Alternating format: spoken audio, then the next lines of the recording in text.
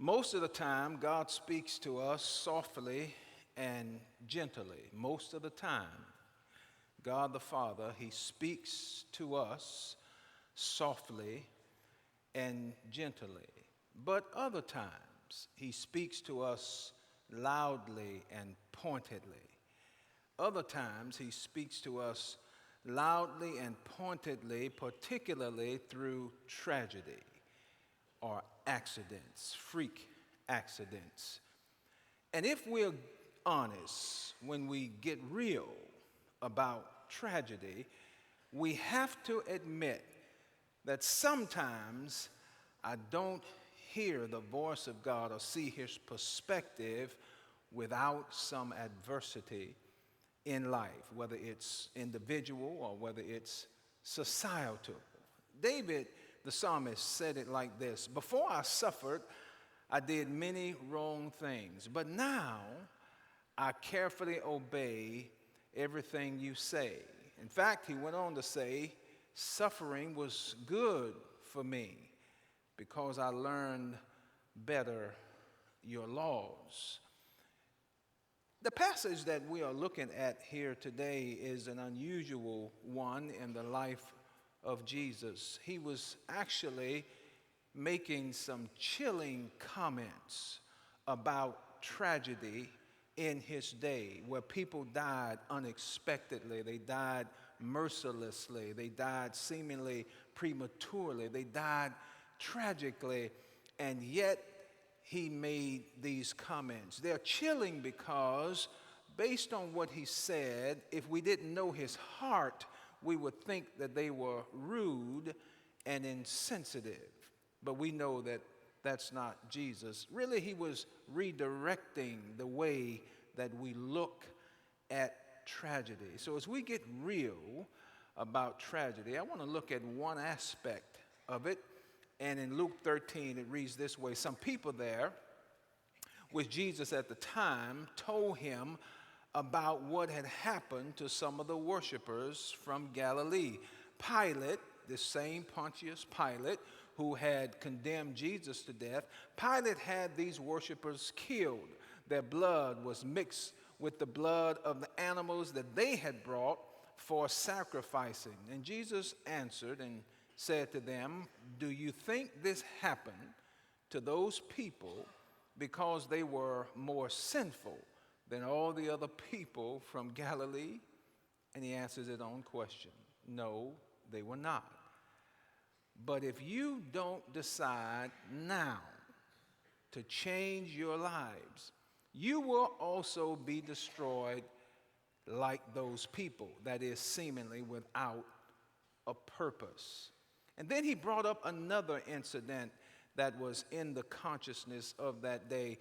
And Jesus said, "Well, what about those 18 people who died when the Tower of Siloam fell on them, a construction malfunction? Do you think that they were more sinful than everyone else in Jerusalem?" And he answered his own question. No, they were not.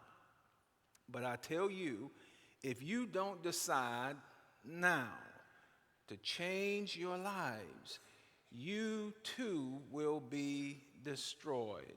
That is, seemingly without purpose. Here in this passage, Jesus is not answering the question, why does God allow tragedy? There are passages and Bible verses that deal with that. This is not that one.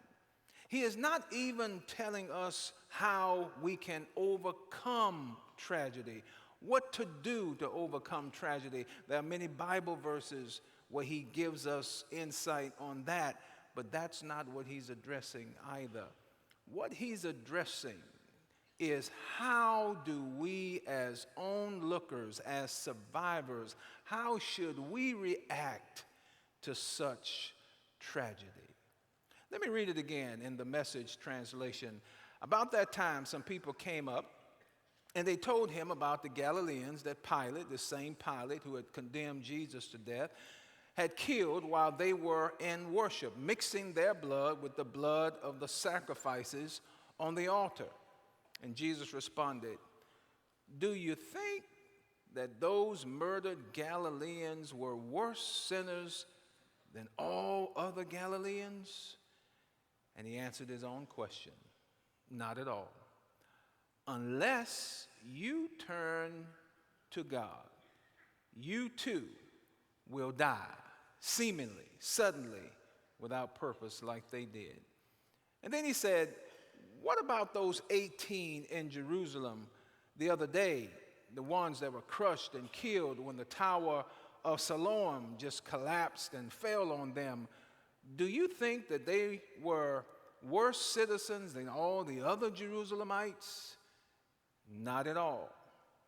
Unless you turn to God, you too will die. Jesus is not answering the question, why does God allow tragedy to happen? It's a good question, and he doesn't shy away from it, but that's not the point here. He is not even talking about what to do to overcome tragedy. Many passages that he addresses that.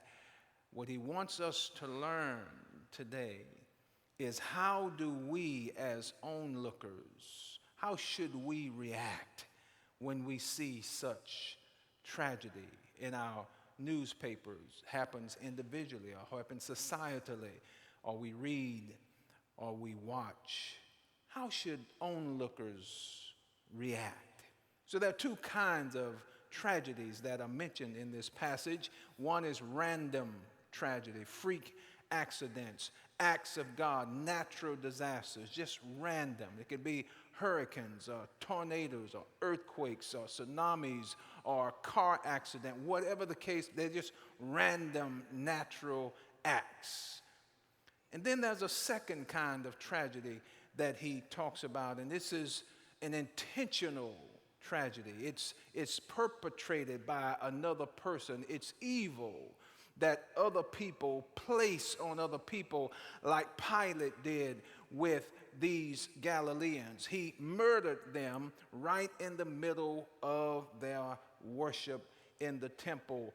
Or there are these random acts. A construction site, a portion of the temple was being renovated, and it just collapsed. It had a malfunction and fell, and 18 unsuspecting people were killed unexpectedly, mercilessly, seemingly prematurely, tragically. And Jesus was teaching us how to react. First thing he says, that he's teaching us, I love the fact that he is conversing about his awareness of current events. And let me say to you and to me that Jesus is aware of our current events. He has his finger on the pulse. He had his finger on the pulse in his day as he was addressing this audience. This was breaking news. This was in the Jerusalem Times. This was something that was chitter-chatter around the water cooler. It was in the consciousness of his audience about what Pilate had done, this terrorist act by Pilate. And then he brought in, well, what about those other 18 people who just died in a random act, a construction malfunction? He's conversing because he's aware of the current events as he is today. Take consolation in that. But then he's doing something else. He's not only conversing about his awareness that I know what's going on. I know what's happening currently in your life, in your national life, in society's life, in your church's life. But he was also changing their perspective on tragedy. He was helping to shift the way they thought about tragedy. And that's what he wants to do with us today when we see tragic things. He's shifting our perspective. How do you look at it? You can look at it a different way. The poet said, two men peered from behind bars. One saw mud and the other saw stars. It's a matter of perspective. Well, you may not be into poet. Let me give you another one.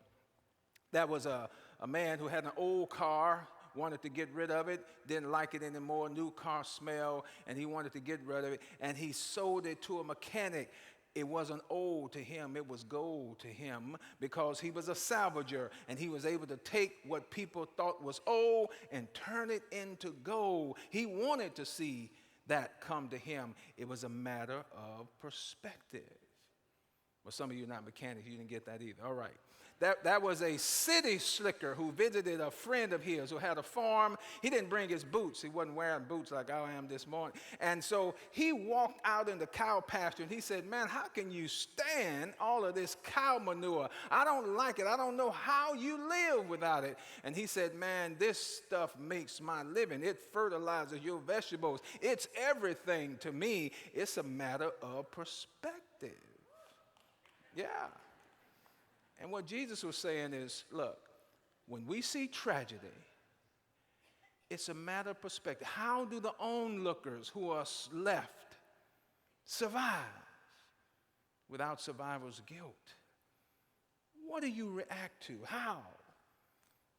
Just this past Friday, a current event in our news, just this past Friday, came across this article, ABC News headline. On Friday, it says, car crashes into New York Times Square. 1 killed, 22 injured, and hospitalized. On Thursday, 11:59 a.m., a 2009 Honda Accord plowed into 23 people as the vehicle suddenly turned from 7th Street and sped for 3.5 blocks from 42nd to 45th Street in Times Square. 18-year-old Alyssa Ellsman, a tourist from Michigan, was killed at the scene, and her 13-year-old sister was also hit, injured, and hospitalized. 4 other people are in critical condition. 3 are in serious condition. 15 are in less serious condition, but they all are hospitalized. Just last Thursday. More than 300 people pass through Times Square every day at 42nd and 7th. Most are busy with their own agenda. The driver was a Navy veteran. At this point, the incident is not considered a foreign or domestic terrorist incident at this time. But here is what I wanted to get to. One of the witnesses, her name was Annie Donahue. Annie Donahue had the reaction that I believe Jesus wants us to have. This was her perspective. She said, that could have been me. She was walking right next to one of the injured persons as they were walking, and she decided to take the cross light, and she crossed the street. Took her about 10 seconds to do so, and she said after she got to the other side, she saw the person she was walking with in the air, because this car had come down the sidewalk and it just hit all of those 23 people, and she saw her flying in the air, and she said, that could have been me. It makes me feel, she said, so helpless because I walk this way every day. Annie Donahue had a changed perspective on tragedy. Those people died unexpectedly, were injured unexpectedly, mercilessly, tragically, seemingly prematurely. The same perspective Jesus had in 28 AD, he has for us in 2017. He wants to change our perspective because it could have been me. And why wasn't it me? Here's a third one. He was correcting their sense of being better than others. He was correcting their sense of being better than others, because underlining the question of these people who came to Jesus, he knew that their motives were not pure in asking the question. See, the people in Jerusalem thought they were better than the people in Galilee. Jerusalemites thought they were more holier than Galileans. So underneath the question when they said, hey, what about Pilate when he murdered these 18? What they were really saying was they really were not right with God in their heart, and that is why that's happened. Jesus says, wait a minute, do you think that they were worse sinners than all the others? No, they were not. And if we're not careful, we'll look at tragedies that happen to others in our country, other countries, and we have to avoid. He's correcting their tendency to think that I am better. You're not better. I've been spared because of the grace of God, not because I'm better than others. Jesus says, no. And that freak accident that happened with those people that were on the tower, are you also saying that that happened to them because they were worse than all the other Jerusalemites that were here?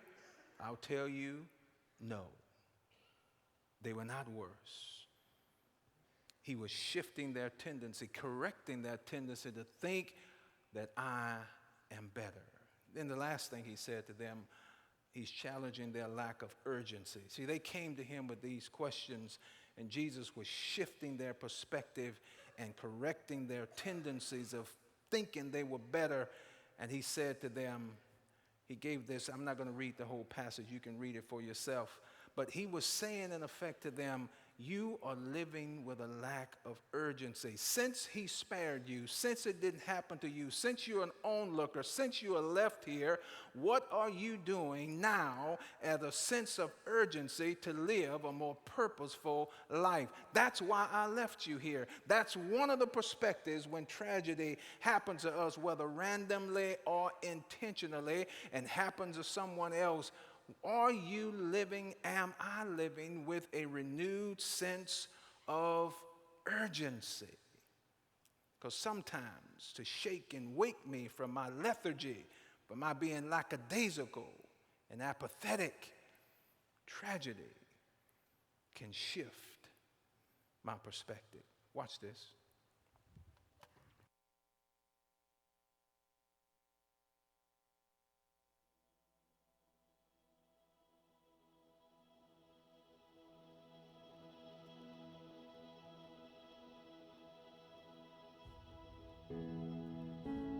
So things haven't turned out as you hoped.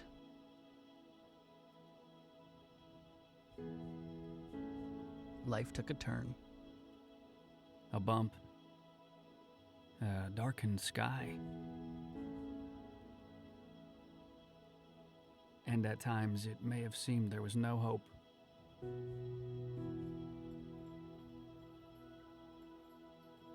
But here's the good news. Our God is the God of fresh starts. Our God is the God of new beginnings.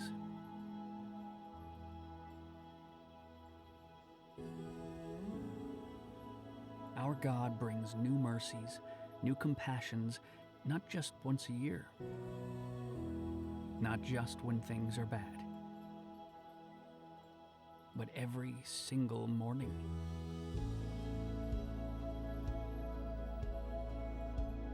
This season has been tough. And for many of us, things will never be the same.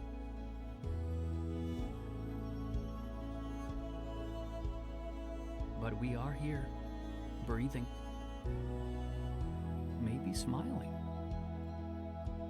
or crying, or shouting, or laughing. But we are here, feeling, maybe fighting, or cheering, or seeking, or grieving, but we are here, living. And we are not alone. Our God is here. Our God is with us. And our God is the God of new creations.